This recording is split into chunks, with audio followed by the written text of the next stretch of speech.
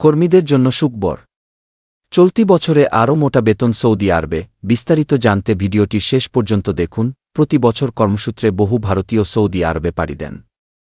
2024 সালে কর্মীদের বেতন বৃদ্ধির সম্ভাবনা সে দেশে। মনে করা হচ্ছে সে দেশে চাকরির সুযোগও বাড়বে। চলতি বছরের সে দেশের বিভিন্ন কোম্পানিতে কর্মী নিয়োগ বাড়তে পারে। 2024 সালে কর্মীদের গড়ে 6% বেতন বাড়ানো হতে পারে বলে জানিয়েছে দেশটি।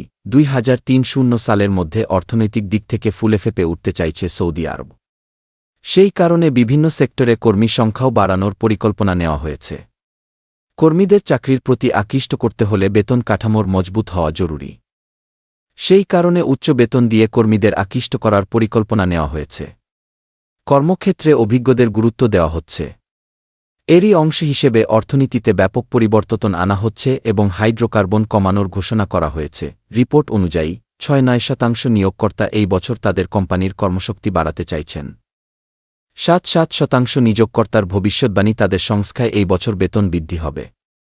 সৌদিতে কর্মী উন্নয়ন ও নিয়োগ বিশেষজ্ঞ কুপার ফিচের কথায় উন্নয়নের দিকে ব্যাপক নজর দিচ্ছে সৌদি সরকার। $500 বিলিয়ন ব্যয়ে অত্যন্ত সুপরিকল্পিত ও অত্যাধুনিক নিয়ম শহর গড়ে তুলেছে। চলতি বছরের বাজেট বিবিবিতে সৌদির অর্থ মন্ত্রণালয়ের তরফে জানানো হয়েছে। গত বছর সৌদি সরকার বেসরকারি খাতে 1,02,000 কর্মসংস্থান তৈরি করে।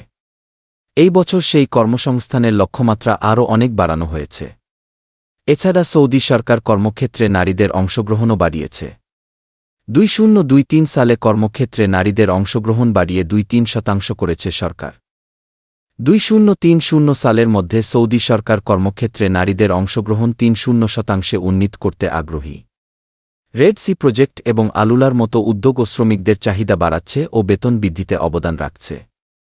এ কারণে দক্ষ শ্রমিকের জন্য প্রবাসীদেরও সুযোগ বাড়বে। উল্লেখ্য, পরামর্শদাতা প্রতিষ্ঠান ইসিএ ইন্টারন্যাশনালের একটি নতুন গবেষণায় দেখা গেছে মধ্যপ্রাচ্যের দেশ সৌদি আরবে প্রবাসীদের বেতন সবচেয়ে বেশি।